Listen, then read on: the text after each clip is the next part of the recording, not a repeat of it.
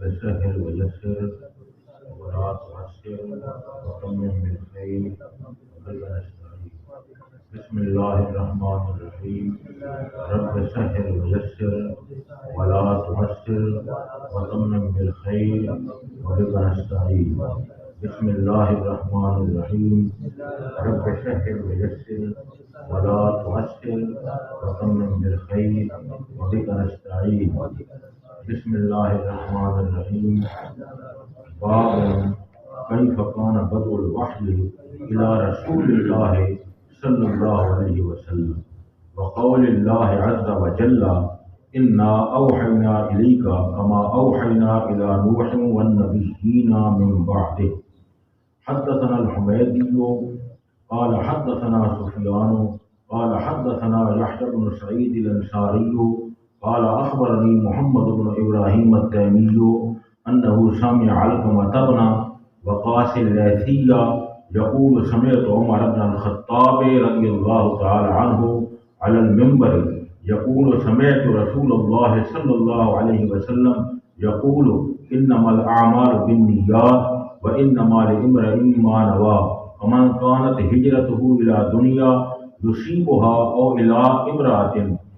إلى امرأة ينكحها فهجرته إلى ما هاجر إليه أو كما قال صلى الله عليه وسلم.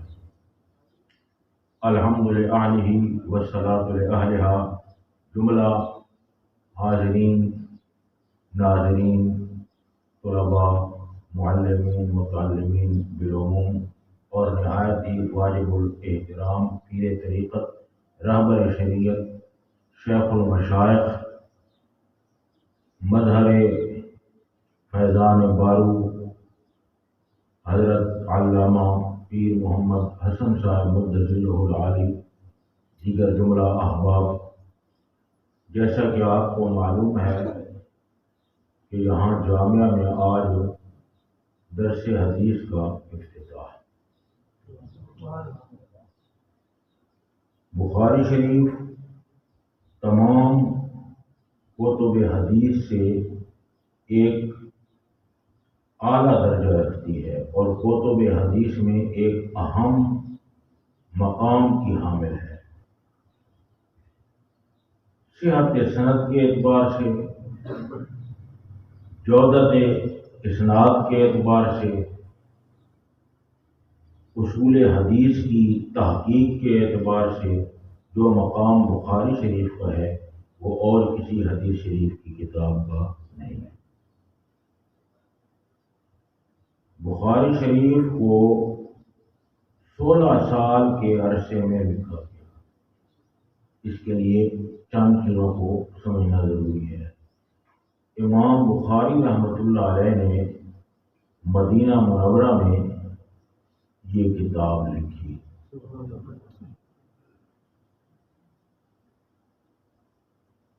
مشہور شارح بخاری علامہ بدر الدین عینی حنفی وہ فرماتے ہیں اتفق علماء الشرق والغرب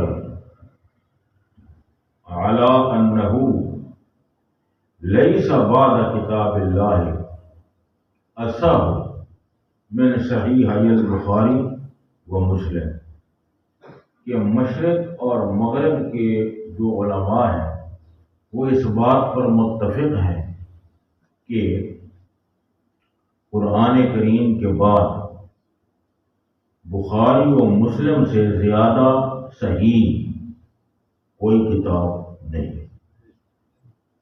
انہوں نے اس کا اتفاق ذکر کیا ہے، اس پر علماء شرق والغرب کا اجماع ذکر کیا ہے۔ باقی بخاری اور مسلم ان کی جو اپنی باہمی نسبت ہے اس میں بھی بعض کا یہ قول ہے کہ یہ دونوں مساوی ہیں،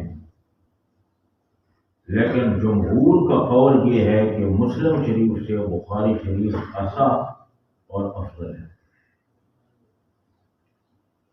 باقی ابو علی حاکم نیشاپوری بہت بڑے مشہور محدث ہیں، ان کا ایک قول ذکر کیا جاتا ہے اور ایک اور محدث کا، جن میں سے ایک نے فرمایا ما تحت عدیم السماء اصح من کتاب مسلم، کہ روئے آسمان کے نیچے مسلم شریف سے زیادہ صحیح کوئی کتاب نہیں، وصحیح مسلم لم یضع احد مثلہ، اور صحیح مسلم کی طرح کوئی حدیث کی کتاب نہیں لکھی گئی۔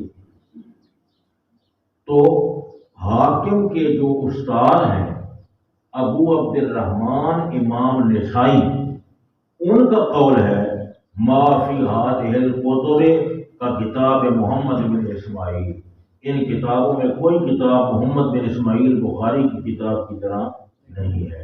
اس لیے اساتذہ فرماتے ہیں حاکم کے جو استاد ہیں امام نسائی، ان کا قول چونکہ حاکم کے خلاف ہے، اس لیے امام نسائی کا قول راجح ہے کہ وہ استاد ہے، اور حاکم صرف متفرد ہیں اس قول میں، اور علماء سے بھی ان کے ساتھ اس قول میں کوئی نہیں، اس لیے جو بخاری شریف کا درجہ ہے وہ مسلم شریف کا نہیں ہے۔ بات ذہن میں آئی ہے کہ نہیں ہے؟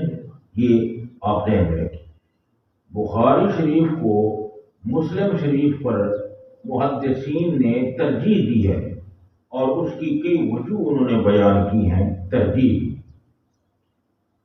مثلا ان میں سے ایک وجہ یہ ہے کہ امام بخاری کی یہ خاصیت ہے کہ وہ حدیث کے ترجمے ذکر کرتے ہیں، تراجم جانتے ہو، جو عنوان ہے اس کو ترجمہ کہا جاتا ہے اصطلاح میں۔ مثلا باب کیف کان بدء الوحی الی رسول اللہ صلی اللہ علیہ وسلم، یہ ترجمۃ الباب ہے۔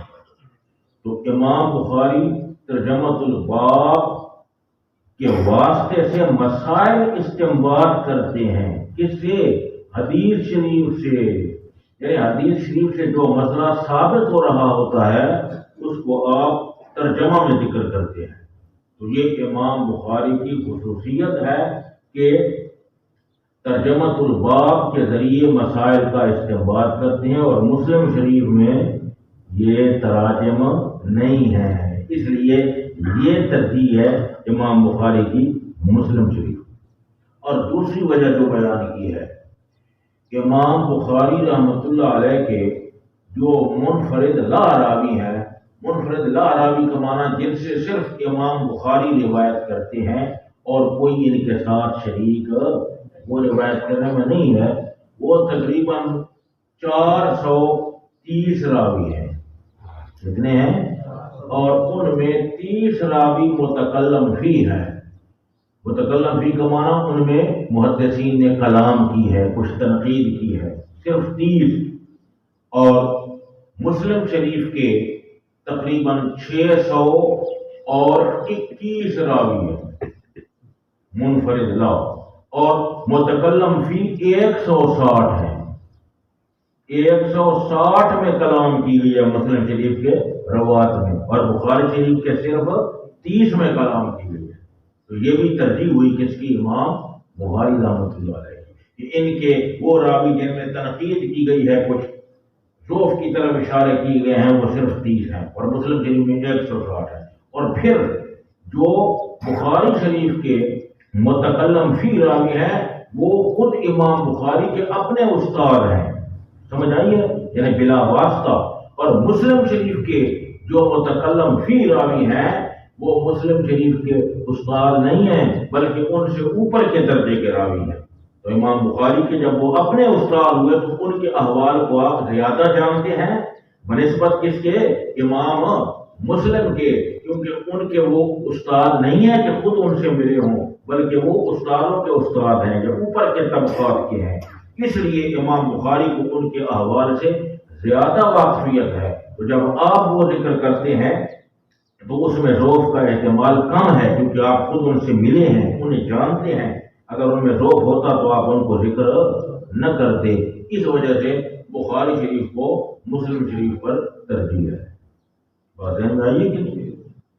اور یہ اصول حدیث کے مسائل ہیں، کیونکہ یہ بخاری شریف ہے اس لیے ان مسائل کو ذکر کرنا ضروری ہوتا ہے۔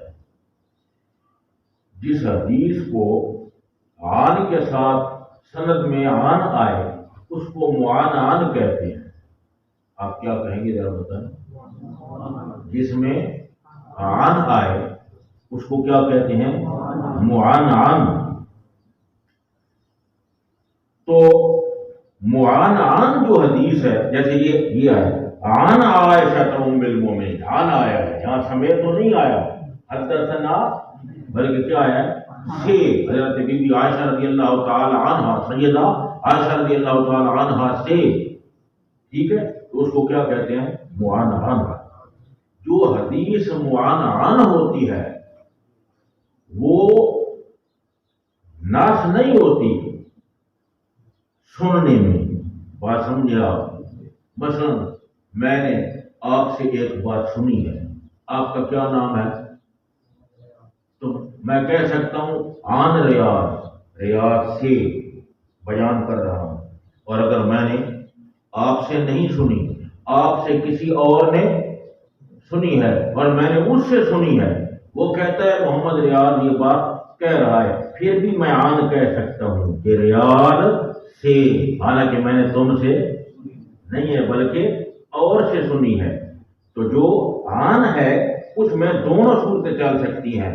خود سنی ہے تو عن سچا ہو گیا، اور خود کسی اور کے واسطے سے ہے تو پھر بھی سچا ہو گیا. لیکن سمیت تو میں نے سنا یہ لفظ میں نہیں کہہ سکتا اصول حدیث کی روح سے جب تک خود تم سے نہ سنوں. حدثنا نہیں کہہ سکتا جب تک خود نہ سنوں. اخبرنا، حدثنا، انبانا، حدثنی، اخبرنی، انبانی، سمیت اقرارنی. ٹھیک ہے، یہ جو الفاظ ہیں حدیث بیان کرنے کے، ان کے لیے کیا چیز ضروری ہے؟ خود. لیکن معانعان کے لیے، اس لیے بعض محدثین کہتے ہیں کہ جو آمش ہیں وہ مدلس ہیں. مدلس اس راوی کو کہتے ہیں جو عن کا ذکر کرے اور یہ باور کرائے کہ دوسرا سمجھے کہ میں نے خود سنا ہے، لیکن وہ عن کہہ رہا ہے، اس نے خود نہیں سنا. اس لیے ان کی بات کو بعض جو محدثین ہیں وہ معانعان کو قبول نہیں کرتے کہ وہ تدلیس کر جاتے ہیں. بات سمجھ آئی؟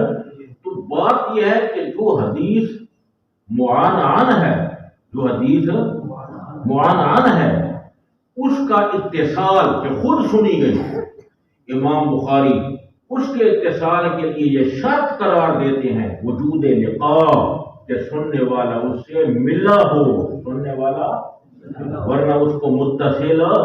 لیکن امام مسلم معانعان کے اتصال کے لیے ملنے کا ثابت ہونا شرط قرار نہیں دیتے. وہ کہتے ہیں ممکن ہو ملنا. وہ کیا کہتے ہیں؟ اگر ملنا ممکن ہے تو آپ کہہ سکتے ہیں کہ یہ حدیث معانعان متصل ہے.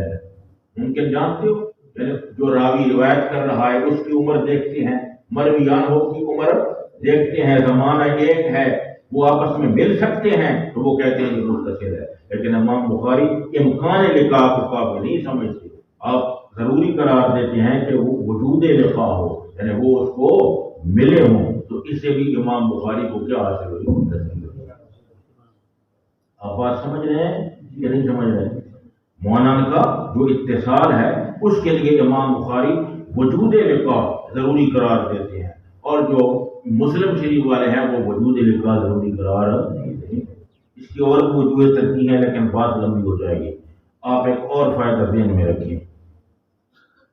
بخاری شریف کے اندر 7,275 حدیثیں، ٹھیک ہے جی، 7,000 و 275 حدیثاً، 7,275 حدیثیں. بالاحادیث المکررہ، جب تکرار والی حدیثوں کو ساتھ ملایا جائے، کیونکہ ایک حدیث کو 4-5 بار بھی ذکر فرماتے ہیں کیونکہ ان سے مسائل الگ الگ مستنبط ہوتے ہیں، تو مکررہ کو ملا کر. اور اگر بحذفھا کا معنی اگر آپ احادیث مکررہ کو حذف کرتے ہیں، فنحو 4,000 حدیث، تو 4,000 حدیث بخاری شریف. ٹھیک ہے، یہ فوائد ہیں جن کا تعلق کس کے ساتھ ہے؟ علم حدیث کے ساتھ ہے۔ بخاری شریف میں کتنی حدیث ہوئی؟ 7275 احادیث مکررہ کے ساتھ، وبحذفها، اور جب احادیث مکررہ کو حذف کیا جائے تو 4000 کا، اور تقریباً 1200 حدیثیں کتنی احکام کی ہیں۔ احکام کا معنی جن کا تعلق احکام شرع سے ہے، نماز، روزہ، حج، زکوٰۃ، وضو، پھر وضو کی اقسام، پھر سلم، مضاربت، مثلا ہر ایک کی لفظ ضرور نہیں، استقرار، نجوم، یہ احکام ہیں۔ تو احکام کی کل احادیث کتنی ہیں؟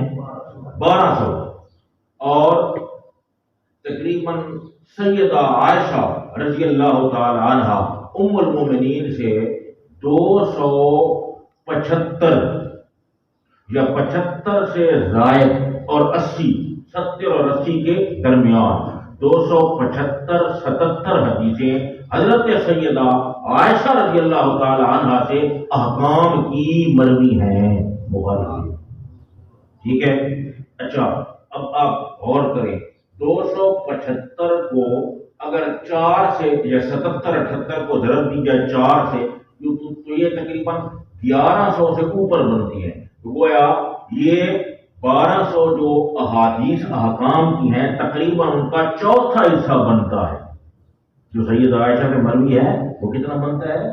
چوتھا حصہ۔ تو گویا امام بخاری رحمۃ اللہ علیہ نے حامل عنہا ربع شریعت، شریعت کا جو چوتھا حصہ ہے وہ امام بخاری علیہ السلام نے بخاری شریف میں حضرت سیدہ عائشہ سے روایت کیا۔ یہ آگے یہ اس کے فوائد ہیں، اس کے ساتھ جو متعلقہ فوائد ہیں، آپ سمجھ رہے ہیں یا نہیں سمجھ رہے؟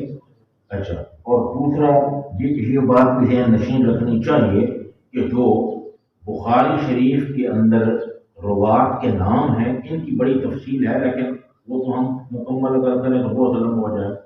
بخاری شریف میں جہاں بھی حمزہ با یا شد ابئی آئیں گے وہ ہر جگہ پہ ابیون پڑھے جائیں گے، ایک جگہ پر صرف آبی پڑھا جائے گا۔ جو راوی ہیں ان کا نام ہے آب اللحم۔ کیا ہے؟ آب اللحم، گوشت کا انکار کرنے والے، وہ شاید گوشت نہیں کھاتے تھے اور اس کی کچھ اور وجوہ بھی ہے، ان کو آب اللحم، وہاں ابئی نہیں پڑھنا بلکہ کیا پڑھنا ہے؟ آب۔ ٹھیک ہے، آب اللحم۔ اور اسی طرح بخاری شریف میں جہاں بھی آئے گا با شین یا را، بشیر، اسے بشیر ہی پڑھا جائے گا، لیکن 2 جگہوں پہ بشیر پڑھا جائے گا، 2 جگہوں پہ بشیر پڑھا جائے گا، بشیر بن کعب اور بشیر بن یسار۔ یہاں بشیر پر وزن فعیل تصغیر سے پڑھا جائے گا اور ہر جگہ پہ بشیر پڑھا جائے گا۔ ٹھیک ہے جی؟ اور برا ہر جگہ پہ بخاری شریف میں تخفیف را سے پڑھا جائے گا برا، لیکن 2 جگہوں پہ تشدید را سے پڑھا جائے گا برا۔ ٹھیک ہے کہ نہیں؟ یہ غالباً ابو معاشر برا اور ابو العالیہ برا، ان کو را کی شاد سے پڑھا جائے گا، اور ہر جگہ پر کیا پڑھا جائے گا؟ برا۔ ٹھیک ہے؟ اس کی اور بہت تشریح ہے کہ حاضم ہر جگہ پڑھا جائے گا اور ایک جگہ پہ اس طریقے سے پڑھا جائے گا، یہ پھر یہ ایک الگ بات ہے۔ آپ یہ باتیں نشین کریں کہ بخاری شریف میں امام بخاری رحمۃ اللہ علیہ کئی جگہوں پہ سند اور صحابہ کے قول کے بغیر بھی احادیث نقل کی ہیں، یعنی وہاں انہوں نے سند ذکر نہیں کی۔ فما کان منہا، فما یہاں کلیہ ذہن میں رکھیں، فما کان یا من ہو اے مما ذکر البخاری بصیغۃ الجزم فہو محکوم علیہ بالصحہ، جس کو امام بخاری بغیر سند کے ذکر کرتے ہیں اور جزم کے صیغے سے ذکر کرتے ہیں۔ جزم کا معنی یقین کے ساتھ جو چیز ذکر کی جاتی ہے، مثلا قال، اس نے کہا، روا، روایت کی، تو وہ صحیح ہوگی اگرچہ سند اس کی نہیں، کیونکہ یقین کے صیغے سے ذکر کیا گیا۔ اور جو سجائے تمریض سے ذکر کرتے ہیں، تمریض کا معنی قیلا، کہا گیا، مثلا یذ کرو، ذکر کیا جاتا ہے، رویا، روایت کیا گیا، ویروا، اور روایت کیا گیا، رویا، یروا، ذکر یذکر قیل وامثالہ ہاں اور اس طرح کے سیگے، تو وہ صحیح کا حکم آپ نہیں لگائیں گے، اس پر صحیح کا حکم نہیں لے جائیں گے۔ وَلَٰكِنَّهُ لَيْسَ وَاهِيًا، لیکن اس کے باوجود بھی آپ اس کو مکمل ضعیف نہیں کہہ سکتے۔ فَإِنَّهُ لَوْ كَانَ وَاهِيًا لَمَا أَدْخَلَهُ فِي صَحِيحِهِ، اگر وہ واہی اور بالکل ضعیف ہوتے تو امام بخاری اس کو اپنے صحیح میں کبھی ذکر نہ کرتے، ٹھیک ہے کہ نہیں؟ لیکن جو صیغہ جزم کے ساتھ ہے اس کو کس پر عمل کیا جائے گا؟ صحت پر عمل کیا جائے گا، ٹھیک ہے۔ حدیث شریف کا ترجمہ الباب ہے، باب کیف کان بدء الوحی الی رسول اللہ صلی اللہ علیہ وسلم۔ یہاں ایک مشہور اعتراض ہے کہ امام بخاری رحمۃ اللہ علیہ نے اپنی کتاب حمد سے شروع نہیں کی، اپنی کتاب اس کے مشہور جواب دیے گئے ہیں 6-7، ان کو پھر ذکر کروں پھر تکمیل ہو جائے گی۔ بعد نے کہا کہ وہ جو حدیث شریف ہے کل امر ذی بال لم یبدا بحمد اللہ فهو اخطا اے وہ اعظم، تو یہ حدیث شریف ضعیف ہے کہ اس کا ایک راوی قرہ بن عبد الرحمن ہے، بولے کون ہے؟ بعد نے کہا حدیث تحمید منسوخ ہے، حدیث تحمید، بعد نے کہا کہ حدیث تعمید محمول خطبوں پہ ہے کہ خطبوں کی ابتدا میں کیا کی جائے، معتدل جواب ہے۔ لیکن بدر الدین عینی حنفی رحمۃ اللہ علیہ فرماتے ہیں والا احسن، اور سب سے احسن جواب وہ ہے ما سمعت من بعض اساتذتی، جو میں نے اپنے بعض اساتذہ سے سنا ہے کہ بخاری شریف کا جو مسودہ تھا اس میں الحمد موجود تھی۔ بخاری شریف کے آپ بولے ذرا، بخاری شریف کے مسودہ میں الحمد موجود تھی، لیکن جب اسے مبینہ کیا گیا یعنی اس کو چھپوایا گیا ہے جی، تو جو بعد مبیدین تھے جو چھپوانے والے تھے انہوں نے پھر حمد کسی سے نہیں لکھی گئی تو اسی طرح پھر چلتا آیا کہ حمد نہیں لکھی گئی، ورنہ جو اصل مسودہ تھا بخاری شریف کا وہاں پر حمد لکھی ہوئی تھی، ٹھیک ہے کہ نہیں؟ یہ الاحسن سے علامہ بدر الدین عینی نے سب سے بہتر جواب دیا ہے، اور ہمارے استاد فی الحدیث شیخ القرآن استاد المدرسین سیدی و سندی و ابی و استادی فی الحدیث، انہوں نے یہ بیان فرمایا تھا کہ علامہ بدر الدین عینی فرماتے ہیں کہ ہم نے اپنے اساتذہ سے سنا ہے کہ مسودہ کے اندر ہم شریف لکھے ہوئے تھے۔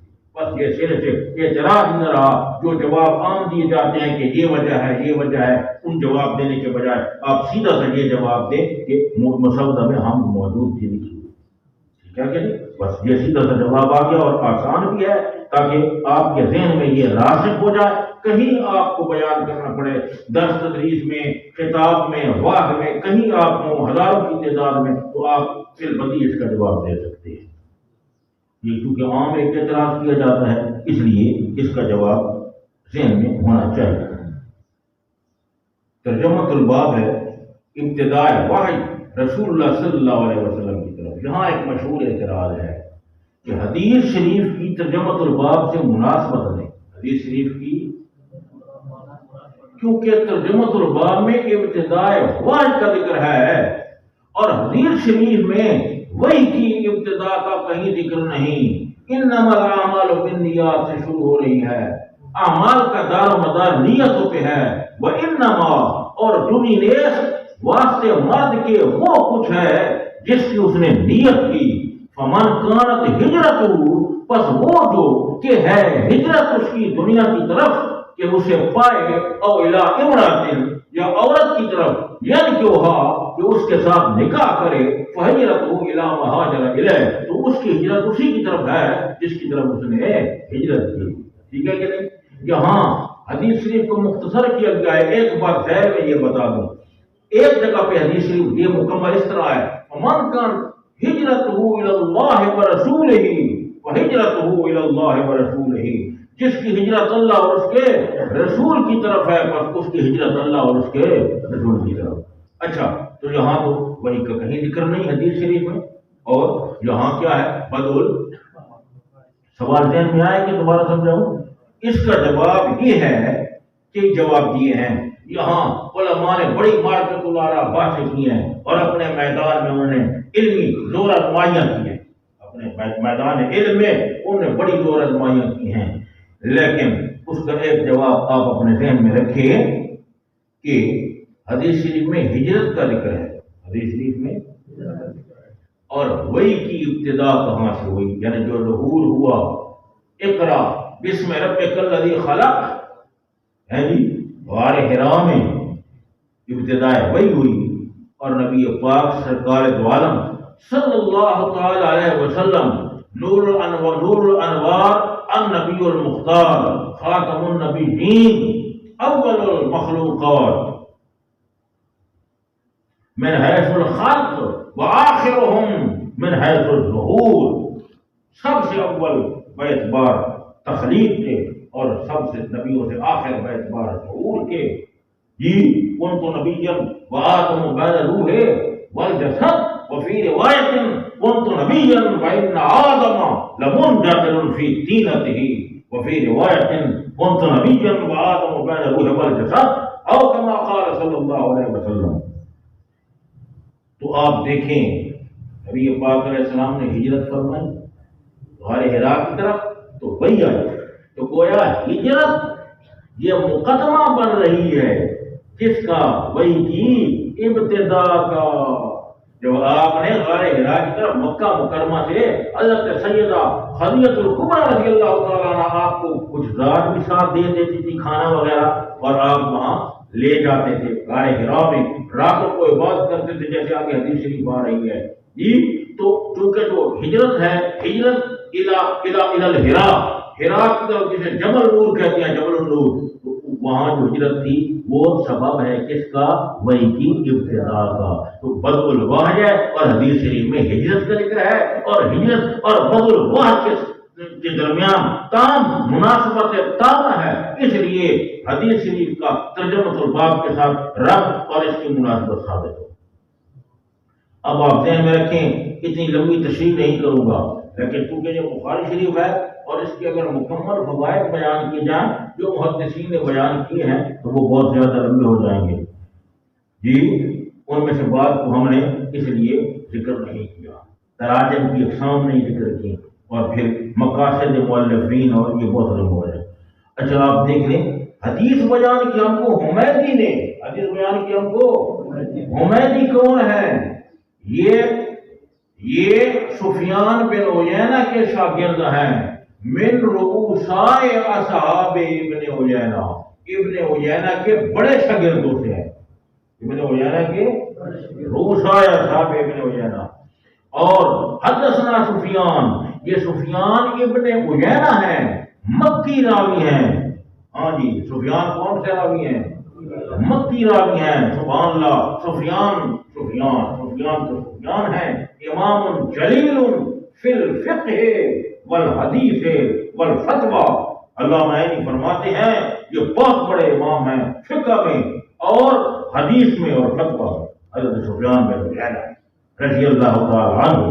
بخاری شریف کے رواب دیکھیں حدیثوں کے، سبحان اللہ، ایک ایک کے احوال دیکھیں آپ۔ امام ذہبی کا العبر پڑھیں، العبر فی اخبار ما خبر، یا سیر و اعلام النبلاء پڑھیں جی، یا تاریخ الاسلام پڑھیں، یا تہذیب التہذیب حافظ بن حجر کی پڑھیں، یا علامہ جمال الدین ملدی کی تہذیب الکمال پڑھیں جی، تو آپ حیران ہو جائیں گے کہ ایک ایک راوی کی کیا کیا شان ہے، ان کی عبادت، ان کا سب، ان کا حافظہ، ان کے علم کے ساتھ محبت، آپ متحیر ہو جائیں گے۔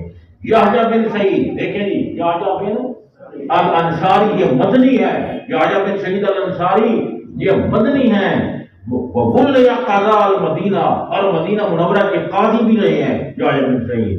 محمد بن رحیم تیمی نہایت جلیل القدر محدث ہیں، غالباً علامہ عینی فرماتے ہیں کثیر الحدیث، بہت زیادہ حدیثیں بیان کرنے والے ہیں۔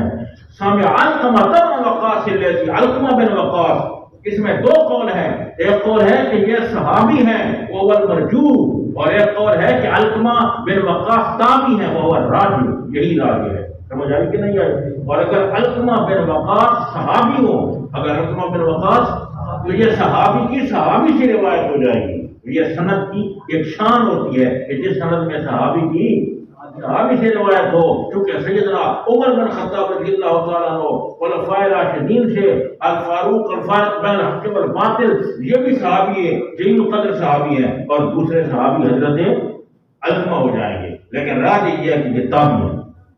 یقول فرماتے ہیں سمعت عمر بن الخطاب رضی اللہ تعالیٰ عنہ علی المنبر، میں نے سنا حضرت عمر بن خطاب رضی اللہ تعالیٰ عنہ سے علی المنبر، ممبر پہ حضرت عمر بن خطاب رضی اللہ تعالیٰ عنہ جن کی شان اظہر اور اظہر من الشمس ہے، محدث ہے کہ آپ الہام کے ساتھ اللہ تعالیٰ کی طرف سے فرشتے جو آپ کی زبان پر گفتگو کرتے ہیں، اور فرمایا عمر جس راستے سے تم آ رہے ہو، اگر شیطان کو پتہ چل جائے کہ عمر آ رہا ہے تو وہ اس راستے کو چھوڑ دیتا ہے۔ ما سالک فجا قط الا سالک فجا غیر فجک او کما قال صلی اللہ علیہ وسلم۔ جی، اور حضرت عمر بن خطاب رضی اللہ تعالیٰ عنہ کتنی المؤید، آپ لوگ المؤید رائے بالقرآن، جن کی رائے کی قرآن کے ساتھ تائید کی گئی، جن کی رائے کی قرآن کے ساتھ تائید کی گئی، متعدد مقام ہیں۔